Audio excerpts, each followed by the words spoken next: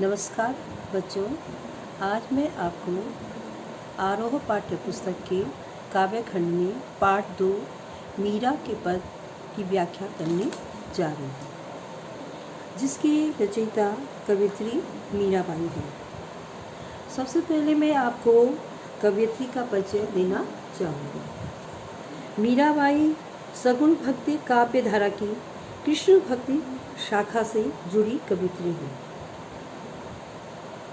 संत कवि रैदास को उनका गुरु माना जाता है।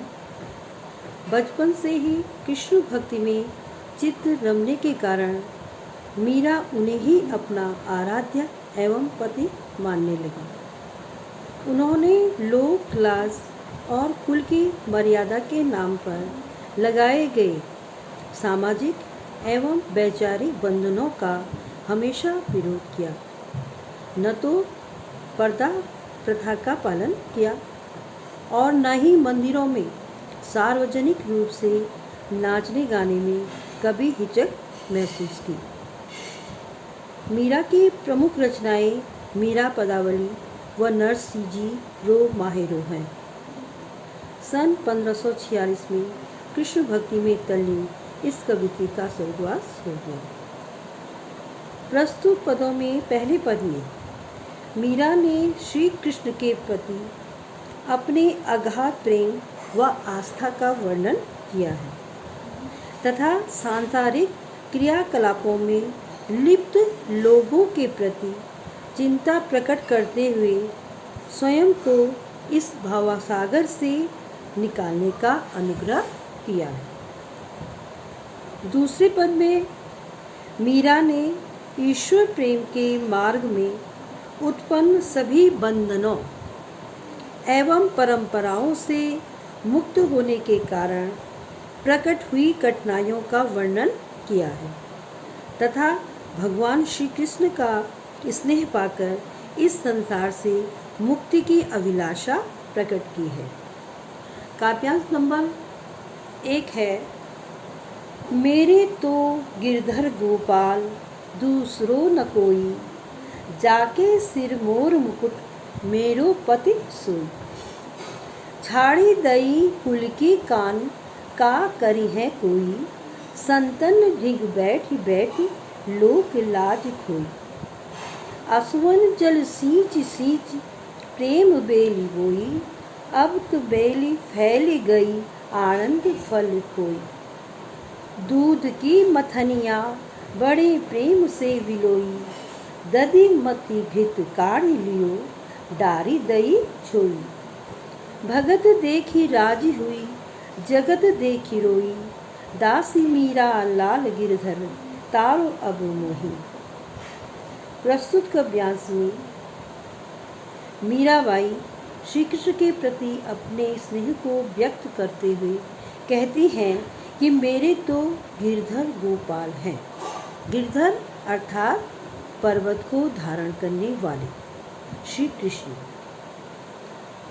और गोपाल कौन है? गोपाल भी गाय को पालने वाला अर्थात श्री कृष्ण। तो गिरधर गोपाल दोनों कौन है? श्री कृष्ण है। तो मीराबाई कहती है कि मेरे तो गिरधर गोपाल दूसरो न कोई, और कोई दूसरा नहीं है। मेरे कौन है? केवल श्री कृष्ण ही मेरे हैं। और वह श्री कृष्ण की रूपरेखा क्या है? जाके सिर मोर मुकुट मेरो पति सोई। वो कहती है कि जिसके सिर पे मोर के पंखों का मुकुट सुशोभित होता है, मेरा पति वही है। सोई मने वही, मेरा पति वही है। छाड़ी दई कुल की कान का करी है कोई। मीराबाई ने भक्ति में तल्लीन होकर के वो कहती हैं कि छाड़ी दई कुल की कान, परिवार की मर्यादा को उन्होंने छोड़ दिया है, इसलिए कि परिवार वालों ने उन्हें बहुत ही उनकी भक्ति में बहुत बाधाएं पहुंचाई और अब वह परिवार का कोई भी कहना नहीं मानती थी।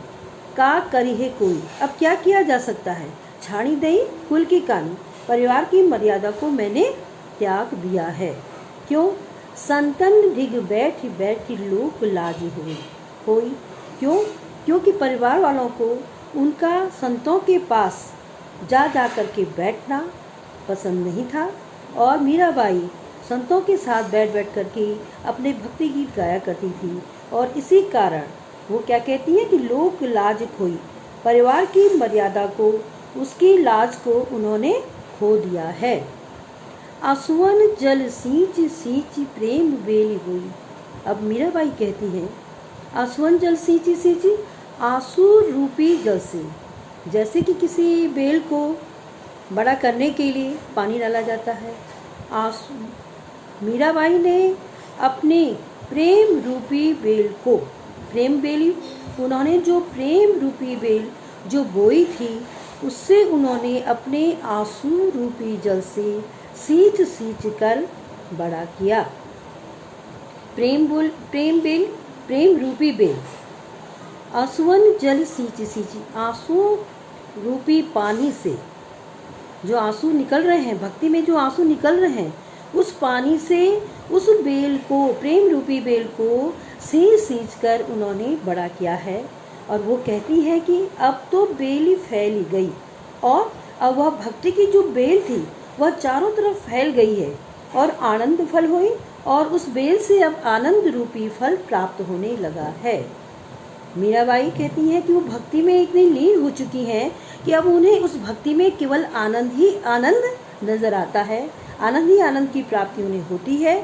इसलिए वो कहती हैं कि जो आंसू रूपी जल से जिस प्रेम रूपी बेल को उन्होंने बोया था वह बेल अब फैल गई है और वह बेल अब उन्हें आनंद रूपी फल देने लगी है।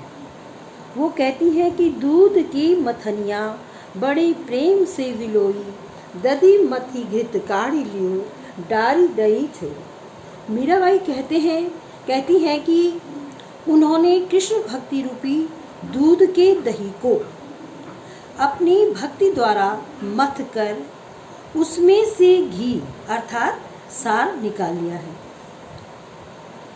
कृष्ण भक्ति रूपी दूध के दही को, दूध से क्या जमा, दही, और दही को मीराबाई ने अपनी भक्ति रूपी उससे मथ करके, भक्ति से मथ कर उसमें से घी अर्थात उसका सार निकाल दिया है और छाछ रूपी सारहीन वस्तु को छोड़ दिया है। छाछ क्या है, सार ही होगी, उसमें से घी निकल गया है। तो वो कहती हैं अर्थात उन्होंने यह रहस्य जान लिया है कि ईश्वर भक्ति ही इस भौतिक संसार में उद्धार करने वाली है। सांसारिकता छाछ के समान ही सारहीन है।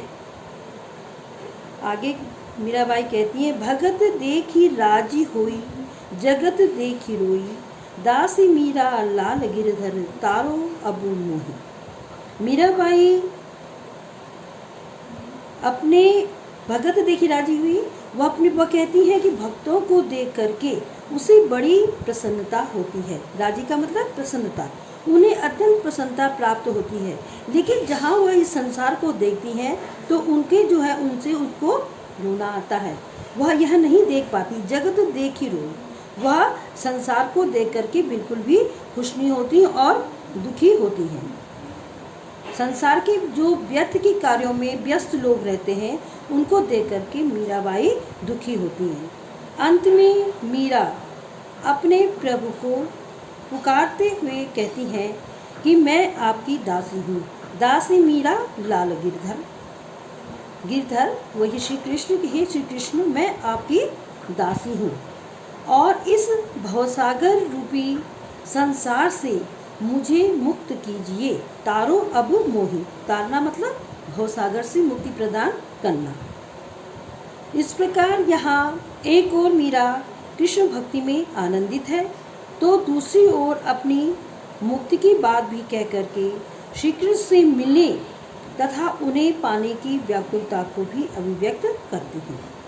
श्री कृष्ण की भक्ति में वो इतनी आनंदित हैं, लेकिन उस आनंद को प्राप्त करने के साथ ही साथ वो श्री कृष्ण का सानिध्य भी प्राप्त करना चाहती हैं और उन्हें पाने की व्याकुलता को अभिव्यक्त करती हैं। प्रस्तुत पद का काव्य सौंदर्य क्या होना चाहिए? देखिए, मीरा के पद में सबसे प्रथम आप यही लिखेंगे कि प्रेम की गंभीर अभिव्यंजना का चिंतन हुआ है। उन्होंने श्री कृष्ण को अपना मानकर सारे समाज से मुंह मोड़ लिया है और न वह इसके लिए सामाजिक मर्यादाओं का भी पालन नहीं करती और ईश्वर भक्ति को ही संसार से मुक्ति का साधन मानती हैं। दूसरा है इसमें भाषा। भाषा मीरा की भाषा कैसी है? राजस्थानी मिश्रित ब्रज भाषा। राजस्थानी मिश्रित ब्रज भाषा और जिसमें क्या है? माधुर्यता, माधुर्यता का समावेश है। तीसरा इसका काव्य सौंदर्य होना चाहिए। इसमें जो अलंकार है, अलंकार में देखिए गिरधर गोपाल, कुल की कानी, का करी है कोई, लोक लाज खोई, इन सभी पदों में क्या है? अनुप्रास अलंकार। मैंने पहले भी बताया था, अनुप्रास अलंकार जहाँ पे एक ही वर्ण की आवृत्ति बार बार होती है वहाँ पर अनुप्रास अलंकार होता है। और इसके साथ ही साथ मोर मुकुट पहली पंक्ति में है, दूसरी पंक्ति में मोर मुकुट, मोर रूपी जो मुकुट है, मोर मुकुट, प्रेम बेली, प्रेम रूपी बेल तथा आनंद फल, आनंद रूपी फल में रूपक अलंकार है। बैठी बैठी तथा सींची सींची, इन पदों में क्या है? पुनरुक्ति प्रकाश अलंकार, क्योंकि एक ही उक्ति का वर्णन बार बार हुआ है यहाँ पे, इसलिए पुनरुक्ति प्रकाश अलंकार होगा। दूध की मथनिया बड़े प्रेम से बिलोई में क्या है? अन्योक्ति अलंकार, किसी अन्य चीज़ के बारे में, किसी का उदाहरण देकर किसी अन्य चीज़ के बारे में बताया जा रहा है। काव्यांश की भाषा में क्या है? संगीतात्मक। आपने देखा है कि मीरा के पदों में गेयता का गुण विद्यमान होता है। अब आगे बढ़ते हैं काव्यांश 2 की तरफ। काव्यांश 2